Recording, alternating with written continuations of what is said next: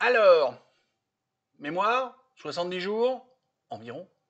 Je sais pas c'est quoi. Vous voyez le jour pas? C'est dommage. Et tant mieux pour ceux qui l'ont vu. Allez-y.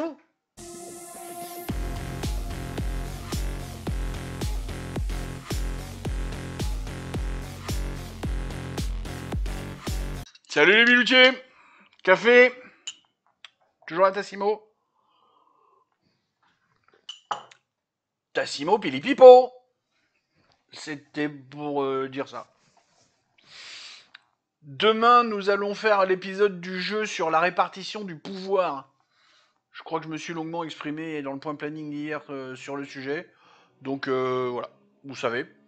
Après-demain, j'ai mis le tag CDG comme coup de gueule. Hein, voilà. Mais j'aurais pu rester en généralité. Bon, voilà, j'ai mis CDG parce que ça va y ressembler, mais ça va pas vraiment être ça. Je voulais parler d'évolution des mœurs dans notre société de 2024 sur différents aspects des incivilités, du service client, de la violence, voilà, sur différents aspects. Euh, J'essaye de faire en sorte que le script parte pas dans tous les sens. Ouais, voilà, je vais essayer d'être un peu... Parce on peut vite déraper sur ce genre de choses. Et puis pas non plus un truc où je vais radoter pendant trop longtemps pour que les mauvais coucheurs puissent dire blabla. Allez, parlons de ce qui s'est passé il y a 70 jours et dont vous vous rappelez pas. Soyez honnête et dites-moi dans les commentaires si vraiment vous vous en rappelez avant d'avoir vu la vidéo ou même le titre. C'est parti? Alors très simplement, retournez voir l'épisode 54 si vous l'avez pas vu, si vous manque de la mémoire ou autre, avant de voir celui-là, parce que clairement c'est la suite. 70 jours plus tard. Alors encore une fois environ parce que avec les habitudes prises sur les séries, taxes, institutions, machin, je crois que ça fait 73 jours. Je n'ai pas compté. J'ai pas compté avec précision. 72, 54 à 126, ouais, ça va faire 72. Que dire de cette affaire? C'est bon, vous avez... Non, vous n'avez pas compris. Alors pour ceux qui débarquent et qui veulent pas aller voir l'épisode 54 pour savoir, le 1er août, ouais c'est ça, le 1er août 2024, Axel Muganwa Rudabakuna a planté un couteau dans 3 fillettes et plus. Mais il y en a 3 elles qui sont mortes. Voilà, on va planter l'ambiance, sympa. Alors que dire de cette affaire? Ça fait penser... Moi, ça me fait penser, 70 jours plus tard, à une espèce de feu de paille. Parce qu'il n'y a plus personne qui en parle. Même pas la presse britannique. Non, non, c'est fini. On n'en parle plus. On est passé à autre chose. 3 fillettes sont mortes et on passe à autre chose. Vas-y. Alors, par-dessus ça, il y a tout le flot de debunk. Alors, les debunk à la Tristan Mendes France, à la rue d'Iran l'argent, à tous ces pauvres tristes qui sont payés par nos impôts, hein, faut pas l'oublier. Et puis, il y a d'autres vrais debunkers qui sont passés par là, ou qui ont sorti des vraies infos, machin, et qui ont mis le doigt sur le fait que certaines vraies infos auraient peut-être pu sortir plus tôt pour éviter le bordel que ça a mis. Entre autres. Du coup, je suis allé voir mon félin GPT préféré. Ouais, je travaille de plus en plus avec. Alors les mauvais coucheurs pas contents, vous inquiétez pas, vous allez pas l'entendre, je vais vous faire la lecture. Parce que faut pas en abuser. Comme toutes les bonnes choses. Alors, le félin GPT, qu'est-ce qu'il m'en a dit? euh... Oui, pardon, tiens, bah, j'ai zappé ma blague. Je voulais vous faire la blague qu'il est allé au Matou Club et puis qu'il avait chopé froid. Avec un coup de fraîcheur à 4h du mat. Tant pis, bah voilà, je fais pas vivre mon personnage aujourd'hui. Alors je lui ai dit, je lui ai posé la question, je lui ai dit, ouais, qu'est-ce que tu peux me raconter? Je lui ai mis le nom, hein, Axel Muganwa Rudakubana.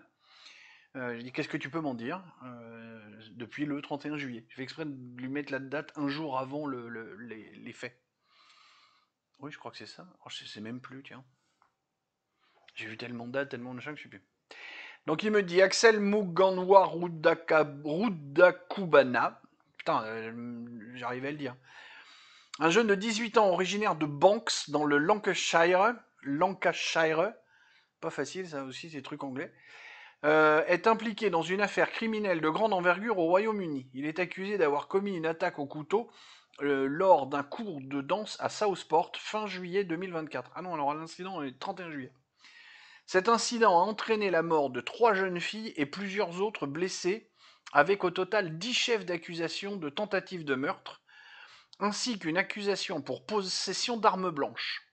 Cette affaire a provoqué des émeutes alimentées par la diffusion de fausses informations, notamment des allégations infondées sur l'origine migratoire de Rudakubana. Je vous lis ce que ChatGPT m'a dit. Hein, pour la diffusion de fausses informations. Non, il n'y a pas eu de fausses informations diffusées.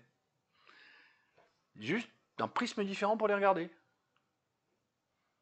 Bah parce que le mec, ok, lui, il est né là, hein, mais pas ses parents. En plus des accusations de meurtre et de tentative de meurtre, 2 nouvelles charges ont été portées contre lui fin octobre. Celle-ci inclut la production de ricine, un poison biologique, ainsi que la possession d'un manuel d'Al-Qaïda, ce qui a soulevé des questions sur la possible nature terroriste de l'attaque. Cependant, la police a précisé qu'aucun lien terroriste direct n'a été établi et aucune trace de ricine n'a été trouvée à proximité du lieu de l'attaque. Le procès de Rudakubana, je vais y arriver, est prévu pour début 2025 et il bénéficie toujours de la présomption d'innocence en attendant le verdict. On n'oublie pas qu'une IA est quelque chose de programmé par des humains et qui se nourrit de ce qu'on lui donne.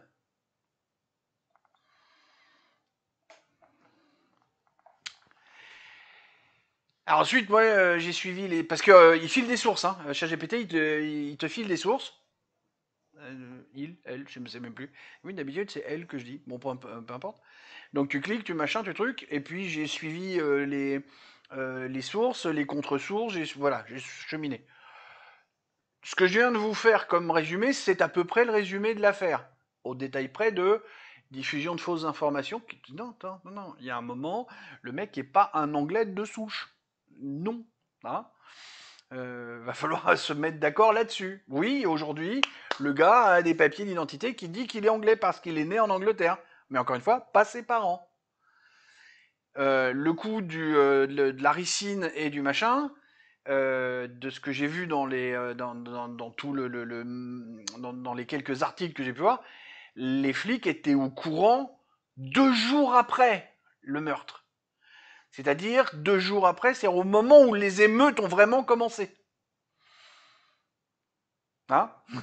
Les émeutes, elles sont pas sorties comme ça de nulle part. Alors,